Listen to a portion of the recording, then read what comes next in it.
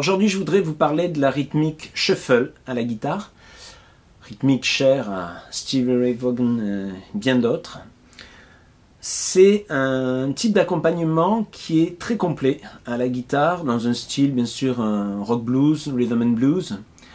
L'idée, c'est de marquer sur le temps des accords ou des lignes de basse, et entre les temps, de façon sautillante, rebondissante, de marquer des notes mortes ou des cordes à vide en fait. Alors, le premier truc à faire déjà, c'est d'essayer d'attraper le mouvement en main droite, enfin en main qui gratte les cordes, main gauche pour moi qui suis gaucher. Alors, l'idée, ça va être de jouer vers le bas les notes qui vont être sur le temps et revenir en un mouvement comme ça rotatif, venir attraper les aigus, donc de la corde de mi aigu vers la corde de ré à peu près, en l'air. La dernière croche d'un triolet de croches ou la dernière double de 4 doubles croches, en tout cas juste avant le temps qui suit. C'est difficile à mesurer précisément, c'est tchunka tchunka tchunka tchunka.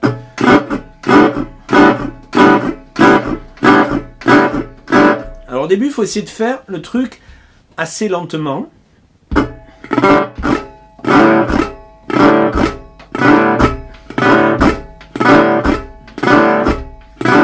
Et sans vraiment d'accord ici, avec l'autre main, on étouffe les cordes et on les relâche au moment où on remonte. L'idée, c'est d'attraper ce mouvement un peu comme les pistons d'une vieille locomotive à vapeur. Le poignet est souple, mais il y a vraiment tout le bras qui bouge. C'est une façon d'accompagner très physique, en fait.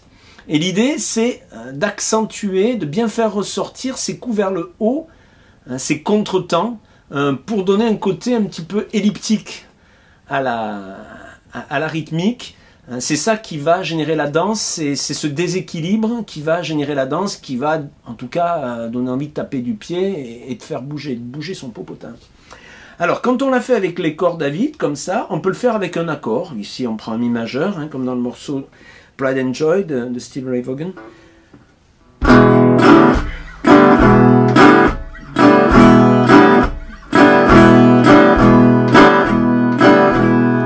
Alors, le moment où on fait sonner l'accord, on vient jouer presque sur le début de la touche, ici, du manche.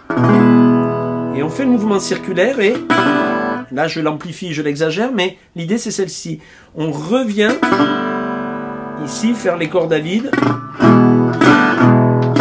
Et quand on les remonte comme ça, c'est pas juste. C'est vraiment...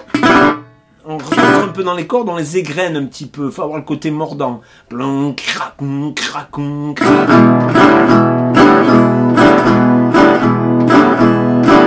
début assez lentement comme ça, puis pour pouvoir l'accélérer tout en gardant une fluidité.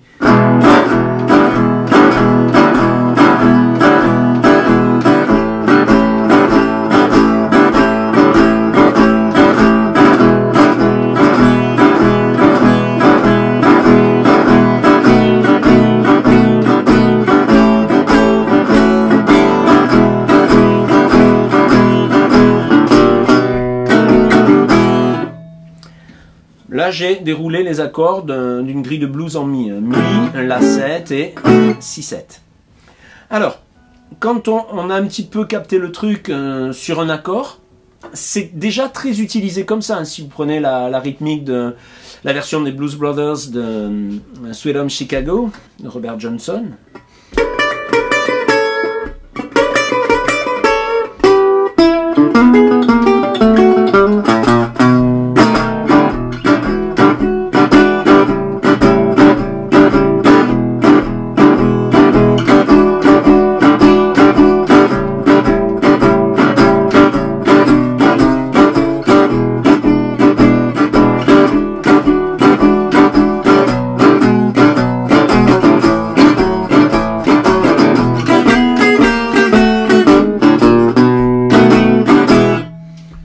sera le même principe en fait, mais un peu plus sauvage, un peu moins sauvage, pardon, un peu moins mordant que Steve Ray Vaughan, qui dans le son déjà joue avec un son un petit peu plus crunch, un petit peu plus saturé, et qui vraiment rentrait beaucoup dans les cordes. Là, dans l'orchestre des Blues Brothers, c'est Steve Cropper et Matt Murphy. Il y a des cuivres, il y a un piano, voilà, l'orchestre est un petit peu plus fourni, donc il y a moins besoin de remplir, le son est un peu moins sauvage. Quand vous l'avez avec 1, 2, 3 accords pour accompagner la grille de blues, on peut faire ensuite des voicings. Alors les voicings, on va prendre comme un riff de blues. Si on veut remplir un peu plus, on l'harmonise. En mi, ça donne ça. En la, ça donne. Voilà.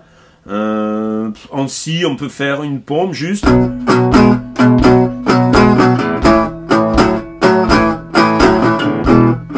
Et puis un petit turnaround.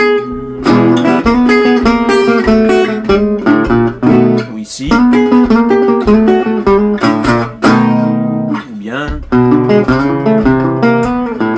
Bref, un turnaround. Et ça va nous donner la rythmique suivante, qui sera du coup un petit peu plus enrichie. 3, 4...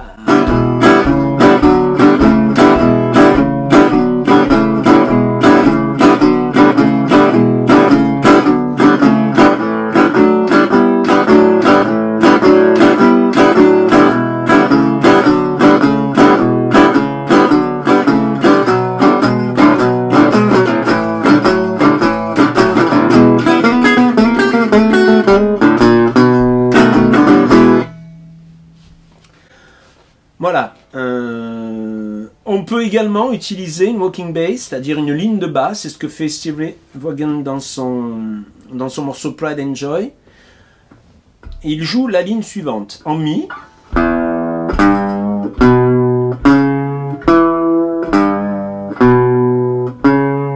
Donc mi, sol, si, do dièse, mi, sol, si, do dièse. Mais il ne le joue pas trop sagement comme ça, il le joue un peu plus sauvage et il tord un peu les notes, notamment le sol qui va balader entre le sol et le sol dièse pour avoir cette fameuse sonorité blues.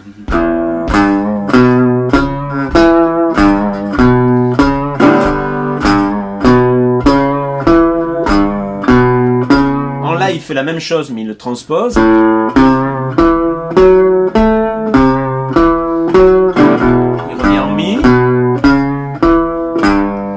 Ensuite, il va remplir avec des phrases.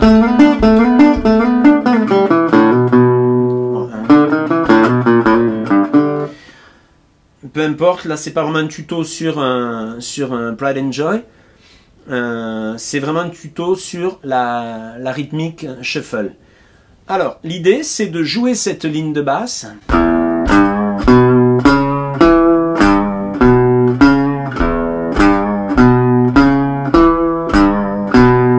Mais en intercalant chaque fois les retours de cordes à vide vers le haut, comme ça, en l'air. 3, 4.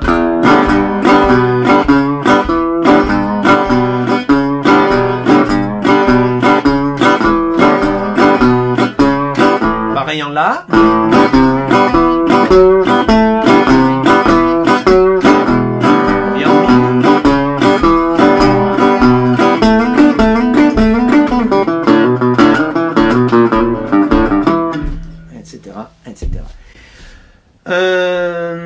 Si on veut pas que ce soit trop le bazar, quand on rejoue la note de basse suivante, on arrête la résonance des cordes à vide qu'on vient de faire sonner à contretemps, tout simplement en couchant un peu le doigt qu'on utilise pour jouer la basse.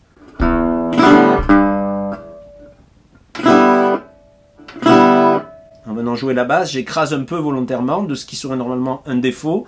Ben, j'en fais un petit outil pour pas que ça devienne le bazar. Là encore, je vous le joue avec un dobro, mais si on joue avec une guitare électrique avec un peu de saturation, ça peut devenir rapidement un peu confus. Voilà. Donc là, c'est vraiment...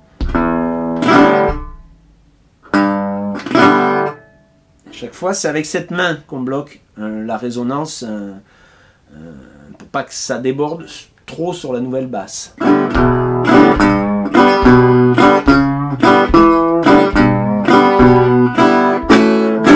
Et puis lui, ce qu'il s'amuse à faire, c'est en fin de cycle, il va pas forcément jusqu'au do dièse la deuxième fois, il fait une petite phrase en accord.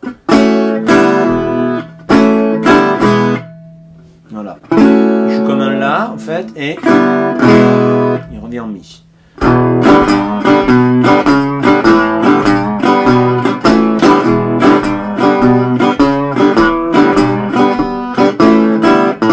Ici,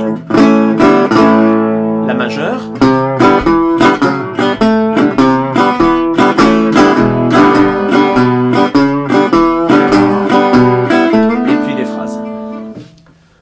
Voilà, donc c'est vraiment ce mouvement, ce rythme qu'il faut essayer d'attraper et ça permettra au-delà de Pride and Joy d'accompagner tout un tas de morceaux dans le style qui tourne comme ça et de bien remplir, surtout quand on joue dans une formule où on est seul guitariste, même une formule qui peut être comme ça, juste guitare-voix avec une guitare acoustique, ça marche aussi et ça marche même très bien. Il existe des vidéos en concert sur YouTube de Stevie Ray Vaughan où il joue avec une guitare acoustique 12 cordes, même je crois, si ma mémoire est bonne. Donc on est très loin du set, la Strat dans le Marshall ou dans l'ampli Fender avec du crunch. Et ça fonctionne aussi terriblement bien. Bon courage, bonne guitare.